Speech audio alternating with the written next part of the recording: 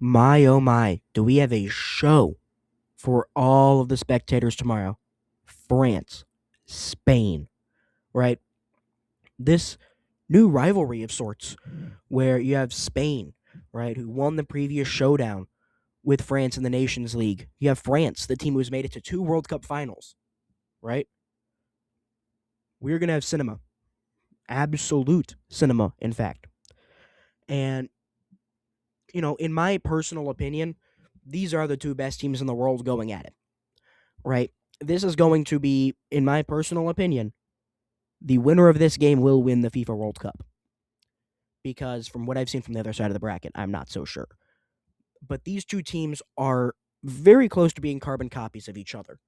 And I know that sounds crazy because you look at, France and you see the speed, the ability to get out in front, build leads, and then hold on to them and really kill you off like a boa constrictor, where they get that first little jab in and then they just drain the life from you, right? And you compare that to the Spain team that is methodical, slow, right? They are very when they strike, they are quick, they are fierce, and they are ferocious, right? Now I know those two things don't sound similar to each other, but if I were to describe a team that is great on the ball, knows how to put players in the best positions, right? Has a top tier goal scorer in the tournament, is surrounded with young wingers as well as continuity from playing with each other at club levels. Their biggest weakness is a goalkeeper. Both of their coaches are experienced. They are calm under pressure, and they both look as though they know how to win, right? On the ball, they are two of the best teams in the tournament by far, right? Both of these two teams are really, really, really, really dominant on the wings. Both of these two teams up top have some of the best strikers in these tournaments with a combined 12 goals and 4 assists between those two strikers, being both Kylian Mbappé and Mikel Oyarzabal, right? And, with these two strikers, they are accompanied with their wingers and attacking midfielders. They even run the exact same looking formation, right? These two teams are very, very similar, which makes the prediction for this game very difficult, right? Because looking at it, you have Kylian Mbappe, which Mbappe, in my personal opinion, is the greatest international player of all time. And quite frankly, I'm willing to die on that hill because this guy in every World Cup he has played in has been to a final and has either won the game or had the greatest performance in a World Cup final that I have seen with my own two eyes. All right. If there is someone I trust in a World Cup game for their country, it is Kylian Mbappe. But I also know someone who is a big game player is over there for Spain, that being Lamine Yamal, right? I think that what's going to be the difference in this game is how Spain reacts to the speed of France. Because France has Desiree Doué, Michael Olise, Dembele, right? All three of those guys are fast, but then you also have Kylian Mbappe, right? And this Spanish team is not as good at center back, at least in my personal opinion, compared to France. So that's going to be something they really, really need to hone up on, right? They need to improve on that. They need to be solid. They need to prevent the runs coming in. They need to make sure not to allow Dembele or Mbappe, or in the case of Mbappe in the Moroccan game, where he just flat out dribbles the ball 5 times and frees up space for Ousmane Dembele to hit a screamer, right? They need to make sure that space isn't available. They need to make sure that Michael Olise cannot just get whatever he wants and drop it off for an assist, as he has 5 in the tournament. And don't forget about Desiree Doué, right? A goal and an assist. I know that doesn't sound impressive and flashy, but he has been very good in this tournament, right? The midfield game, Kone and Rabiot, those two are very, very solid. The back is even better with all that, as you have Dio, Upamecano, and Saliba, those two, and then you have Dean, which he just moved over, and then you have Kunde, right? And then the weakness, in my opinion, is Mike Magnon. And then with that, they are so much better on the ball. They are great with possession of it. They're perfectly willing to, keep possession of it and because quite frankly, they're going to create a good chance out of it. They always create good chances in this. Not once in this tournament have I felt like a team could really beat France, as they have looked dominant this entire way through. They made Morocco, a team that is top 5 in the world, possibly. A team that has, quite frankly, been the best team in the previous tournaments, if it isn't for constantly going up against France. They made them look awful. They looked bad, right? And what's crazy about that is you have Kylian Mbappé missing a penalty, which the reasons that he missed was because he had to wait there for 4 minutes before he could take it. But you look at all of that, that seems tough. But I do think that with it, Spain have a decently good chance here. They beat them in the Nations League. These two are familiar with each other. They know exactly how to beat the other, right? That's going to be Lamine Yamal getting wide, right? That's going to be stretching out the field, making room for Mikel to cook up. That's going to be Dani Olmo doing what he does best, not necessarily being a take-on player, but creating space and passing, right? Baena, who's been really getting better as the tournament has gone on. He had a goal against Belgium, right? Getting them opportunities. And I think the other thing to look forward to is the defensive masterpiece that Spain puts on, right? As they conceded one goal this entire tournament. That was the most recent game against Belgium, right? Other than that, they had not conceded a singular goal. And, if you ask me, that goal from Belgium, it was very, very nice. But I don't know if, I don't know if, I don't know how France, on one level, yes, they have the great attackers, but it's like,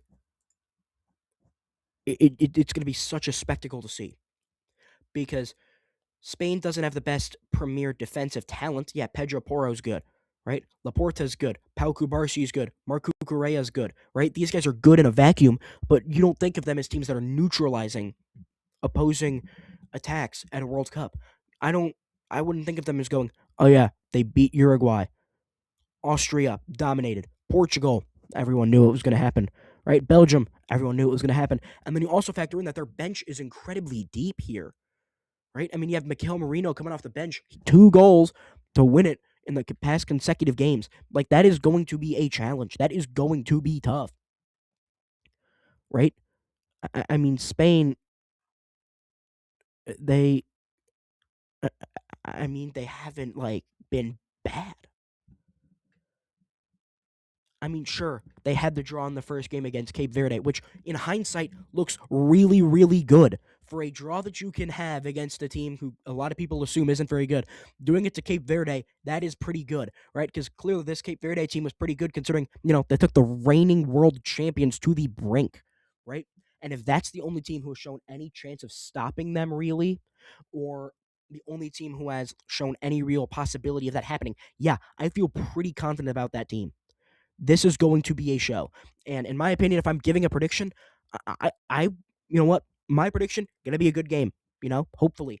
Because this is such a tough game to predict. I think France moves on because I think not only their experience in this opportunity and in this moment, but I also think that they have the best player in this tournament. They have the best player in the entire world when it comes to this type of thing, and that being Kylian Mbappe.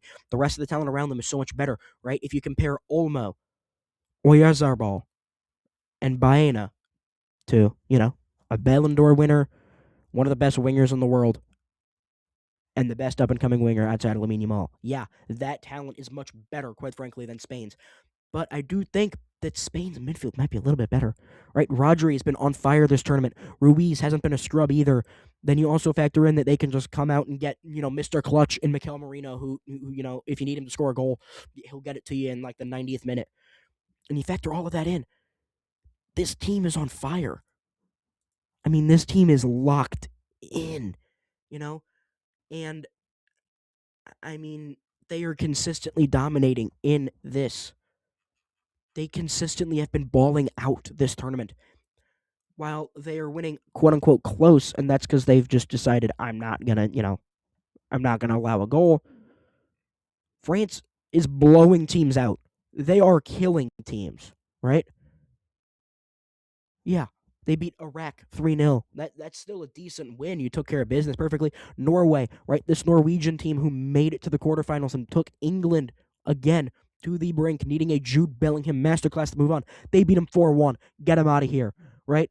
Sweden, underrated team in this tournament, 3-0. Get him out of here, right? Paraguay, listen, those national teams in South America do not play when it comes to defense and physicality, right? They do not mess around. France handled that. Get them out of here, right? Morocco, African champions, maybe, because all the, all that's going on in the courtroom with, all of that stuff that they've got going on. Get them out of here. 2-0. Realistically, should have been 3-0. Get them out of here, right? France is blowing teams out. Spain is beating them close, and that's the way they want to because their quality comes through in the clutch. But can their quality come through when a team with maybe even more step through those doors? I don't know. I mean, this is such a big, big game because I don't know who to pick. I think France, because I trust their experience here, but this Spanish team is good. They are coached phenomenally by Luis de la Fuente. They are fantastic, right? I think that if they want to win, for Spain, they're going to need Lamine Yamal to cook up. All right, he's been good this tournament. They need him to be great. They need him to be fantastic. Right, he's going to need help around him. Right, Marc Cucurella, he needs to get an assist here. He's second. He has 2 assists on this tournament. Right, their center backs. Pau Cubarsí has a habit of making some dumb plays in big moments. Trust me, I know. I'm a Barca fan, but you know if they want to win, they need Pau to ball out, right? Pedro Porro, right? He's been very good on the wings. He needs to play at the level he's been playing at, right? Mikel Merino, he's going to need to come in and make a big difference, right? Bayana, he's going to need to keep up the good form.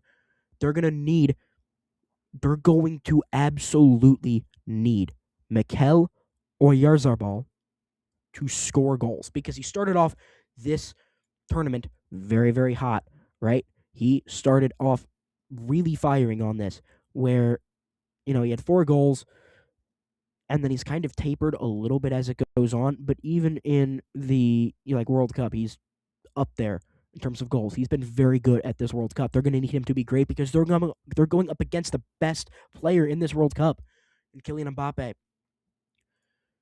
So, for Spain to win, they need everyone to play at the best that they've played. They need to have their best game, right? They've been squeaking by, and that makes me comfortable knowing that they're able to win those ugly games because I have a feeling this one's going to be another one of those where it's going to be close and competitive and tight, right? In this France needs to expose their speed. They need to show that they are so much faster than Spain that it's not even funny, right? I would expect Mbappe to at least get a goal here. I wouldn't be surprised if he gets 2. I wouldn't be surprised if he gets 17 of them things. Like, he consistently balls out in the biggest moments, and this is another big moment, and I trust Mbappe in these, right? Olise, he has been absolutely fantastic, and anyone who doubts that, quite frankly, you just don't know ball. Full stop. He's been phenomenal in this World Cup. Dembele, same thing. Doué, same thing. This attacking 4 is absolutely tyrannical, right? They dictate teams. And yes, I am talking about the dictator himself leading that front charge, being Mbappe. And if they want to win, Mbappe needs the ball out. You need good performances for your goalkeeper. You need your center backs and right backs to hold up, and left backs. Anybody with back in there needs to ball out because Lamine Yamal, I expect, is going to try to set the tone. This has not been the best World Cup for him. I expect him to want to go to town on you. Your midfield needs to ball out, right? Because Rodri's been cooking up as of late. They need to ball out. The message I'm saying to both teams, if you want to win, both of your players need to play the best that they have played this tournament because these are the 2 best teams in the tournament, right? You need these big moments. You need them both to show up. So if I'm giving one prediction for who I think is going to win this game, and you know what? I'll even throw in a score prediction while we're at it, right? I'm hoping this is going to be a fun 3-2 France victory, right?